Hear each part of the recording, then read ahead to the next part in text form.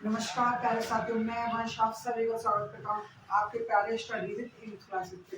2025 को टारगेट करते हुए आपकी महाकुंभ सीरीज की पहली शुरुआत आज मेरी क्लास से हुई है। जैसा कि आपने कल शॉर्ट वीडियो में देख लिया होगा, एक ही क्लास में मैं सारे PYQ MCQ करवा दूंगा पहले ग्रुप के, तो देखना ना भूलें। स्टार्टिंग करते हैं आपके पहले प्रश्न से। पहला प्रश्न, भारतीय संविधान कब लागू हुआ? तो आपको पता ही होगा, ये तो जनरल नॉलेज का। 26 जनवरी 1950। 26 जनवरी तो वैसे आ रही है। इस समय भारत का संविधान लागू हुआ। ये सब PYQ करवा रहे हैं हम।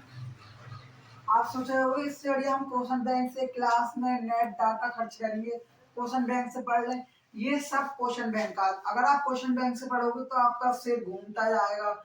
हम यहाँ पे बिल्कुल एक चीज को बारीकी करते बताएंगे। तो आपका दूसरा प्रश्न, स्वतंत्रता प्राप्ति के समय देश की सबसे बड़ी चुनौती क्या थी? पहला आप उतार लीजिए अपनी कॉपी पे, सब PYQ। तो सबसे बड़ी चुनौती थी राष्ट्रीय एकता और अखंडता।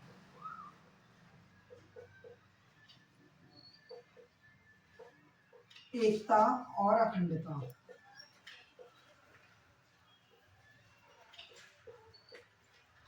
राष्ट्र का मतलब देश, भारत की एकता, एकता में सबको एक संग रखना, और अखंडता, अखंडा मतलब किसी का विखंडन नहीं हो। इसमें सबसे ज्यादा जिसका नाम होता है, लोग पूछते हैं भारत की एकता और अखंडता में किसकी ज्यादा भूमिका रही, तो वो थे सॉरी बच्चों को लाल रंग निकल गई थी वो धोखे से। तो वो थे सरदार पटेल। वो लौह पुरुष भी के नाम से भी जाना जाता है। तीसरा प्रश्न, INA, अब INA की फुल फॉर्म है इंडियन नेशनल आर्मी, का गठन किसने करा? आप कहेंगे सुभाष चंद्र बोस। कॉपी पे लिख लीजिए अपनी।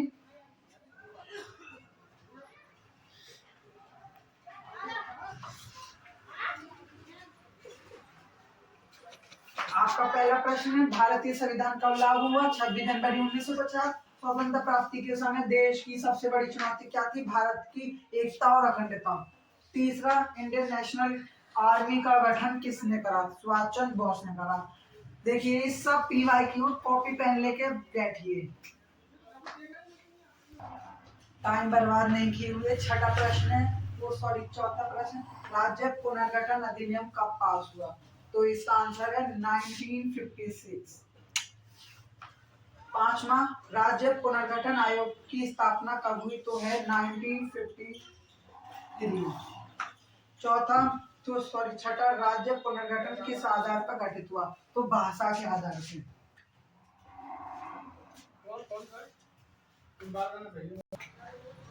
भाषा के आधार पे आपसे पूछे, भाषा के आधार पे सबसे पहले कौन सा राज्य गठन हुआ? वो था आंध्र प्रदेश। तो आपका सातवां प्रश्न, आजादी के समय राजवाड़ों की संख्या कितनी थी? तो वो थी 565। इसका प्रश्न का उत्तर मैं ऊपर लिख दे रहा हूँ बॉक्स बना के, 565। एक बार फिर रिवीजन करेंगे। राज्य पुनर्गठन अधिनियम कब पास हुआ? 1956। राज्य पुनर्गठन आयोग की स्थापना कब हुई? 1956। राज्य पुनर्गठन किस आधार पर गठित हुआ? तो भाषा के आधार पर। आजादी के समय राजवाड़ों की संख्या कितनी? तो वो थी 565। आपका आठवां प्रश्न, संविधान की रक्षा कौन करता है? ये रक्षा करता है supreme court. Supreme court short form में लिख दे रहा हूं मैं, ठीक। आप अपने PYQ में पहले तो मैंने बता दिया है, अपनी कॉपियों पे लिख लें, जिससे जब पेपर होगा तो आपको एक ही तरफ सब क्वेश्चन मिल जाएंगे। नमा, भारतीय संविधान में किस अनुच्छेद में छुआछूत का उल्लंघन है? तो वो है 17वां अनुच्छेद, आर्टिकल 17वां। भारत के, वो सॉरी, भाषा के आधार पर राज्य, राज्य हमने शॉर्ट में लिख दिया है, केंद्र शासित शॉर्ट में लिख दिया है, गठित हुए। मैं पूरा बोल दूं, भाषा के आधार पर कितने कितने राज्य केंद्र शासित प्रदेश गठित हुए? तो वो 14 राज्य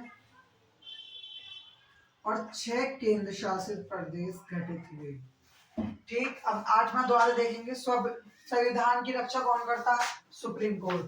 नमा, भारतीय संविधान में किस अनुच्छेद के अंतर्गत छुआछूत आती है? वो आर्टिकल 7 को 17।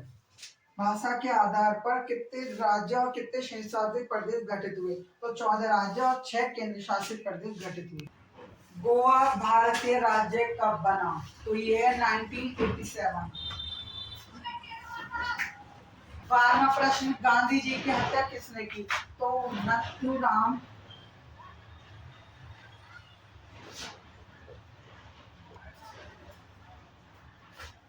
गौडसे ने की। कब की? 30 जनवरी 1948। अब 13वां प्रश्न है, सीमांतर गांधी किससे कहा जाता है? तो ये है खान अब्दुल।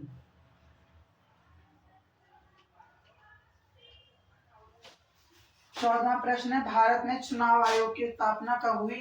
तो ये 1950। अब आपका 15वां प्रश्न है, भारत में प्रथम आम चुनाव कब हुआ? तो ये है अक्टूबर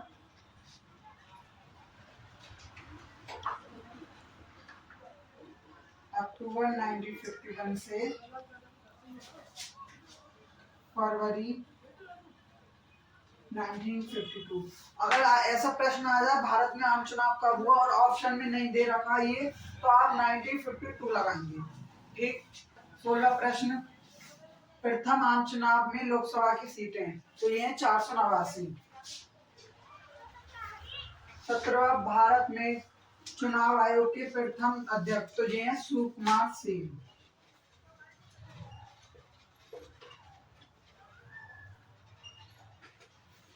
कांग्रेस की स्थापना कब हुई थी? तो ये है 1885। ठीक। अब इसके बाद आपका 19वां प्रश्न, ये सभी पीवाईक्यू अब कॉपी पे लिख के बैठ जाएं। प्यारे साथियों, जो वीडियो हमारी कल अधूरी रह गई थी आज हम उसे पूरा कर लेंगे। कुछ नेटवर्क इशू के कारण वो वीडियो अधूरी रह गई, पर आप चिंता नहीं करें, आपके ये दोनों वीडियो जुड़ी हुई रहेंगे। कल हमने 19 प्रश्न कर लिए थे।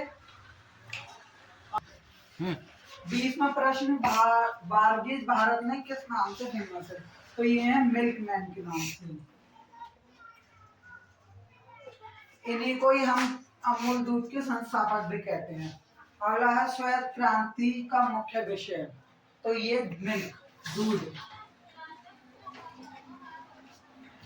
22वां पंचवर्षीय योजना कब आई? तो ये आएगा 1951 1956। पहली बात आप लोग ये ध्यान रखें, पंचवर्षीय योजना 5 साल की होती है।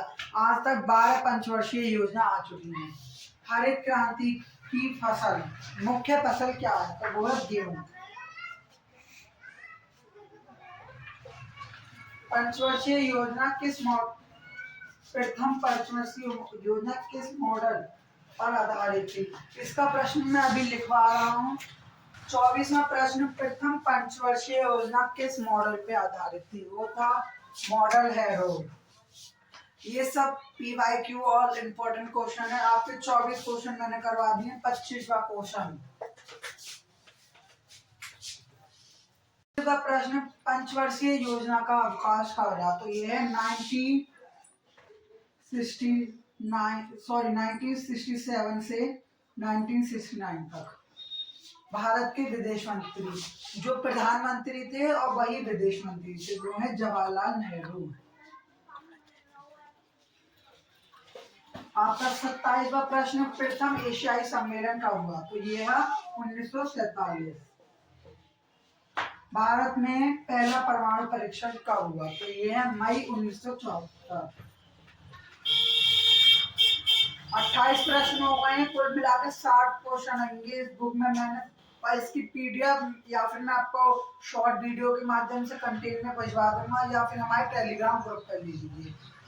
सारे साथियों, 29वां प्रश्न ये रहा आपकी स्क्रीन पे। 7 करोड़ का प्रश्न है, जरा ध्यान से करें। ताशकंद समझौता किसके बीच हुआ? तो आपको पता होगा ये समझौता भारत और पाकिस्तान में हुआ। भारत और पाकिस्तान के बीच हुआ।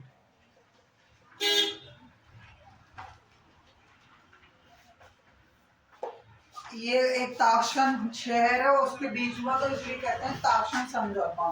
ताशकंद समझौता कब हुआ? ये देश का मतलब ताशकंद समझौता कब हुआ? 1965।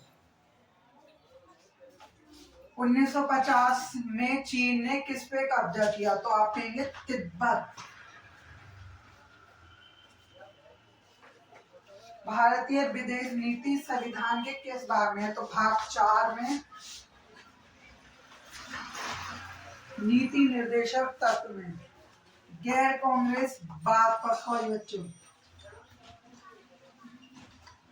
गैर कांग्रेस बात का नारा किसने दिया? तो आप कहेंगे राम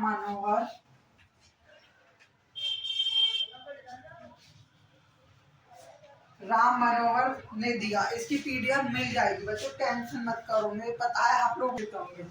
कितने होगा? 33। 34वां प्रश्न ये रहा आपकी स्क्रीन पर। 34वां प्रश्न आपकी स्क्रीन पे आ चुका है। गरीबी हटाओ का नारा किसने दिया? 2 मिनट रुकना बच्चों।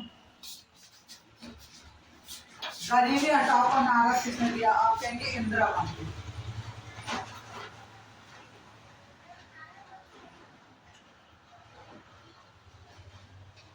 इंदिरा गांधी। आप इसे आप लोग इन्हें इंदिरा गांधी को आयरन लेडी भी कहते हैं। नेहरू के बाद कांग्रेस के अध्यक्ष, तो ये है के कामराज। नेहरू के बाद कांग्रेस के अध्यक्ष के कामराज। कांग्रेस का प्रभुत्व कब से कब तक रहा? तो ये 1937 से 1947 से 1977 तक। संपूर्ण क्रांति के जनक किसे माना जाता है? तो आप कहेंगे संपूर्ण क्रांति के जनक माना जाता है जयप्रकाश नारायण को। आपातकाल किसने लगाया? यहाँ पे लगाया किसने लगाया की जगह आता है आपातकाल किस पीएम ने लगाया, किस प्रधानमंत्री ने लगाया? तो वो थी Indira Gandhi, iron lady of India. आपका 39वां प्रश्न आ रहा है। 39वां प्रश्न ये रहा। आपातकाल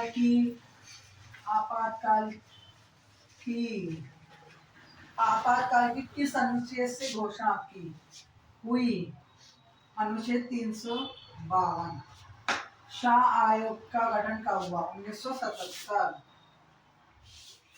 आपातकाल का विरोध किसने किया? तो वो थे जयप्रकाश नारायण। इन्हें हम लोक नायक भी कहते हैं। जनता पार्टी की स्थापना कब हुई?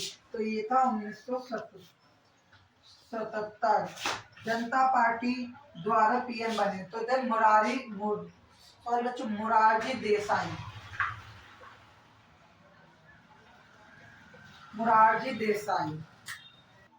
44वां प्रश्न आपातकाल की घोषणा कब की?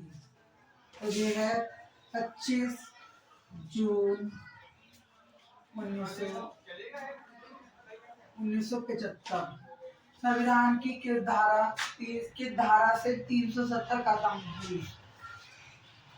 370 कब खत्म हुई? 2019 में। मंडल आयोग की रिपोर्ट कब आई? तो आई 1990। मंडल आयोग के अध्यक्ष कौन थे? 47वां प्रश्न मंडल आयोग के अध्यक्ष कौन थे? तो ये बिंदेश्वरी प्रसाद। स्क्रीनशॉट लीजिए 1 2 3। अब मैंने जैसे कमेंट पढ़े थे तो लोग कह रहे थे सभी सारी सन एक वीडियो में लिया। आपको सारी सन एक वीडियो में और पीडीएफ में दोनों में मिलेगी, चिंता मत करिए। आज की क्लास के अंतिम 3 क्वेश्चन रह गए हैं, वो अभी हम आपको करवा रहे हैं। पलक झपकाइए, क्लास को इंतजार करिए। पलक झपकते ही आपका 48वां प्रश्न आ चुका है। ओबीसी की फुल फॉर्म क्या है? अन्य पिछड़ा वर्ग।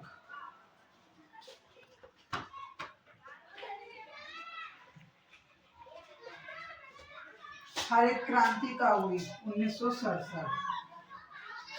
ऑपरेशन लू स्टार कब आया? 1984 में आपका ऑपरेशन लू स्टार।